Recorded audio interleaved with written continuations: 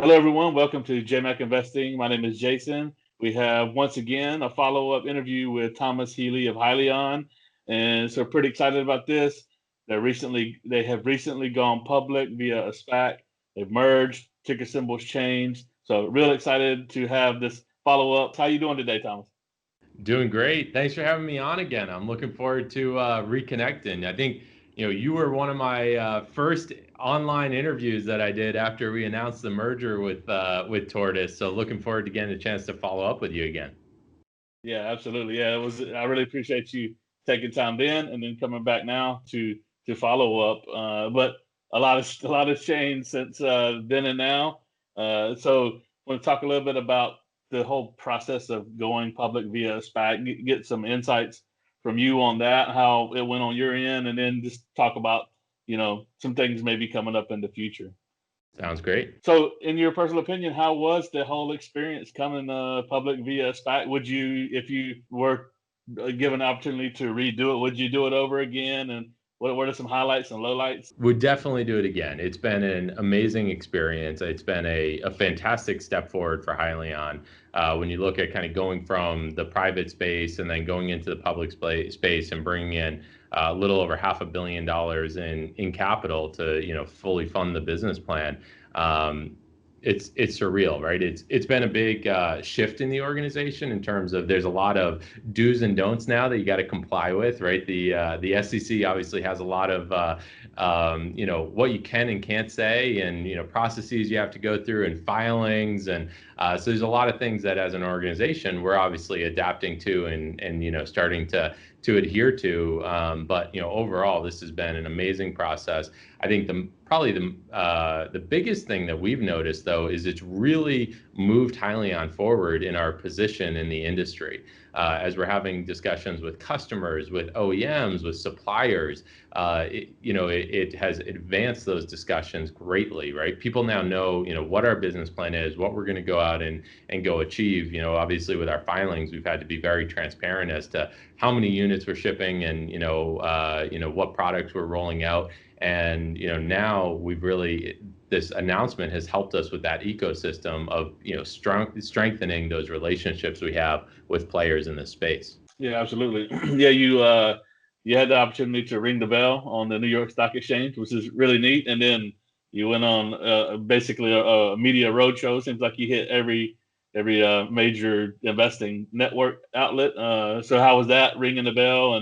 And on that day, I'm sure you were at the end. It was probably exciting, but you were ready for that day to be over and get back home, huh?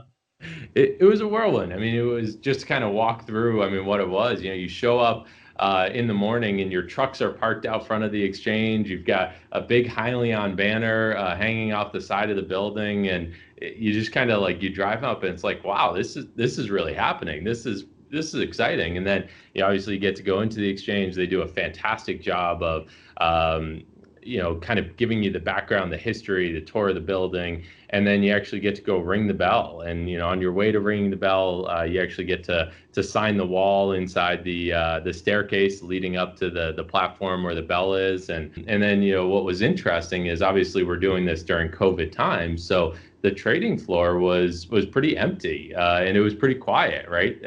And so that was kind of interesting. It was almost like you got to be in there, ring the bell when things were shut down.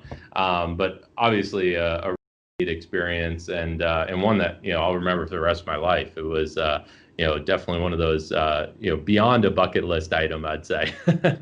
Yeah, for sure, for sure. Did they give you a bell or something like that, a memorabilia or something to take home with that experience? They did. They everyone that came in actually got a little coin, that was has the stock exchange information on it. And then I also got a basically it's like a gavel that they let you.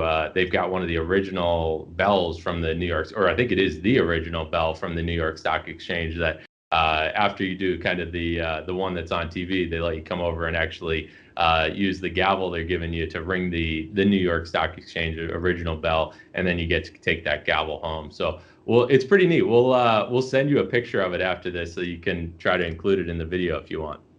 Yeah, that would be great. That would be awesome. I was enjoying it as well, just because I've been following the company since day one, since it was announced via SPAC. So I've been following along, and also just quick disclaimer: I am invested in Hyliion, but there is no affiliation between us as well. And I have a full disclaimer down in the description of this video. Forgot to drop that in the beginning.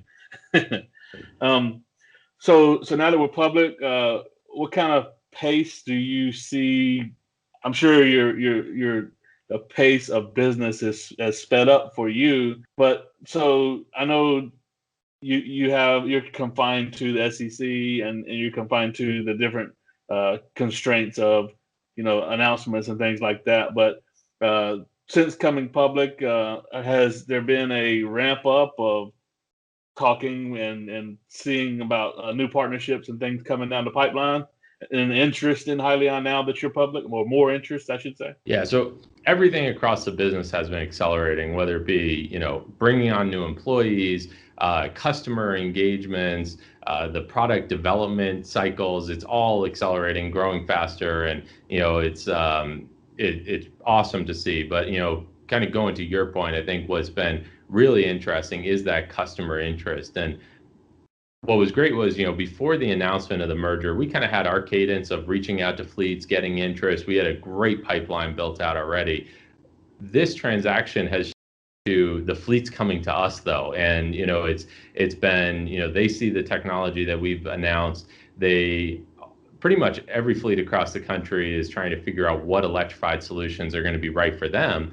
And when we announced the Hypertruck technology, which we only publicly announced that about 2 months ago now, then we had the fleets outreaching to us saying, hey, we see how this can work. We want to really dive in and do the analysis with you. Now, what's been fascinating to us is fleets have been willing and really wanting to dive into deeper levels of details around the technology. And one of the large fleets in the US, we had a couple hour long meeting with them where we had an Excel sheet shared on a like a Skype presentation, and they were giving us their numbers of how much it costs in maintenance and fuel and for their trucks, and then we were giving our numbers around the Hypertruck and doing the comparison. And we came down to the end of it, and they at the end of the exercise, they went, well, good. Those numbers that you guys just came up with, match what we were expecting to see. So we know you guys are being truthful with us. So yeah, we like this. Let's continue the discussion, right? So fleets are like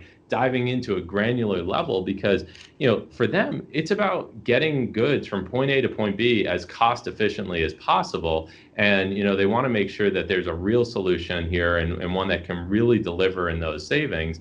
And, we've obviously been portraying that we have that, but, now it's about getting the fleets to see that, we really have the backup data and the numbers that match what we've been showcasing, and we do have that. So it's been great to see that level of interest from fleets. Excellent. Yeah, that's a fabulous point. Kind of touching on where we're going to take it next was that the transparency of essentially laying out exactly what Hyliion is, what the products that you have. It's been pretty clear from the beginning. And so of recent with the SPAC market in general, there's been some controversy through some other players. One in particular, Nikola Motors, with Trevor Milton coming, and then him having to step down, step aside due to kind of over promising, maybe over exaggerating. And so I'm saying this I'm sort of speaking to my audience here, not necessarily you, but so your transparency and your due diligence and making sure that you're doing everything by the book, I think kind of has set a path ahead for you where many investors can trust what you're bringing to the table. And so is that still the approach that you're going to take moving forward, is to have that same level of caution with announcements and things like that as well moving forward? It is. I mean, we're trying to make sure that we're doing everything as by the book and methodical as possible here. And I mean, it's honestly like every day there's something that happens that's like, this is amazing. This is awesome. Like, I would love to be able to share this. And it's like, well, we need to get, signed agreements, definitive contracts. I mean, there's like a lot to get to a point where you can actually then go publicly announce stuff that's going on in the organization, right? I mean, the last thing we would want to do is like go showcase something and then 3 weeks later have to come back and say, well, actually we disagreed on something in the definitive contract, so we actually don't have an agreement, right? That's not the way we want to run the organization. That's not the way we want to convey news and things that are going on. And so what I'll say is the interest level has been fantastic, and we've heard it on on Twitter and social media and emails we've gotten. Everyone is interested in what are the next big announcements. And what I can say at this time is we have a ton of things in the works. We got a lot of great things that are coming down the pipeline that we're working on. The sales and business development teams have been working nonstop, as we were talking about before. The outreach to us has been fantastic, and we've got some great things in the pipeline, but we need to be following the right process of, there's non-public information. Obviously, we can't just take that and say, hey, we got this, we got that, right? We got to kind of keep it confidential within the organization. And then once, we have definitive agreements and contracts in place, then that's when we'll come out and announce it. And so what I can say is, stay tuned for more press releases coming up in the future. There's a lot of neat stuff going on, and we will be showcasing it at the appropriate time. Perfect. One question I wanted to see if you wanted to kind of address is, so during the process of coming public, is there anything you feel like either the media or potential investors maybe we're not understanding the way that you thought that investors or the media should? And if so, would you like to take a minute and call out what those are, if there are any, and then kind of correct any misunderstandings that anyone have had in their ideas about Hyliion? Well, I think you've been doing a fantastic job of conveying the message correctly. I mean, in the beginning, there was a lot of just hype and excitement around what was going on, and not everyone understood the story. I even had people in the beginning say, "So you're electrifying cars?" And it's like, well, no, we're in the commercial vehicle trucking space, right? So there was a lot of learning that kind of took place, and I think the story is pretty well understood now. I think one of the things that is probably still under messaged or under conveyed is just what we're bringing forward with the Hypertruck technology is a fully electric truck, right? That's using natural gas and renewable natural gas as the range extender on board. Some of the things that's been, even great data that we've been seeing is, there's been a lot of, kind of news in California around, towards electrification over the last couple of months since we spoke. Our team was doing some deep dives into, some of the numbers out there. Even with just conventional natural gas, not even renewable natural gas, in California, it's actually cleaner to just use conventional CNG than it is to use their average mix of electricity, right? A lot of electricity, is coming from coal and nuclear, and there is some that's coming from wind and solar, but not a huge percentage of it, right?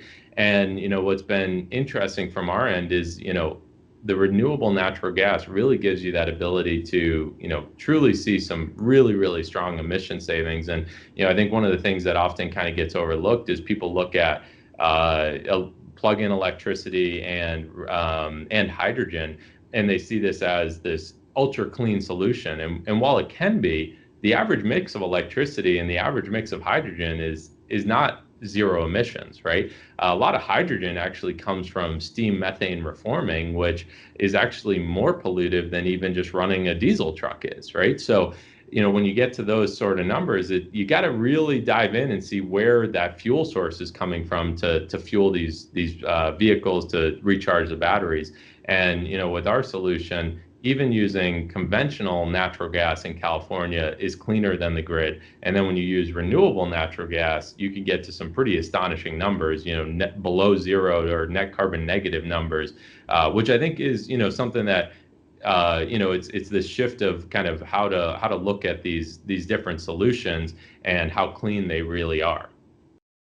Yeah, it really is ingenious. The recharging of the battery via generator powered by CNG or RNG. When you think, as I began to look over the company and think about it, I was like, that really is a very, very an ingenious way of doing it. So since we last spoke, when you guys have began taking Hypertruck ERX reservations on your website, which is pretty neat. At one point, it seemed like there was on your website that you were potentially going to have like a launch event for that. Is did COVID knock that down, or what happened to that launch event that was up there before? Yeah, so we're still going to be doing things for the fleets that we've pulled in and hosting things with them. Honestly, COVID has lasted longer than we probably initially expected. We were planning on doing things kind of in the next couple of months here. Obviously, COVID is still very prevalent. There's still restrictions on travel, and so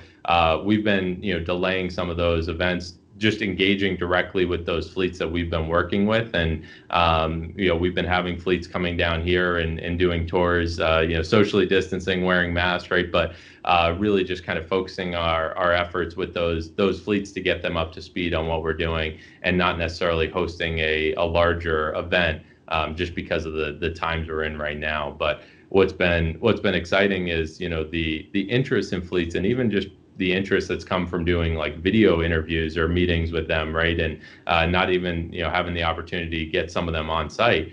They're ready to go, right?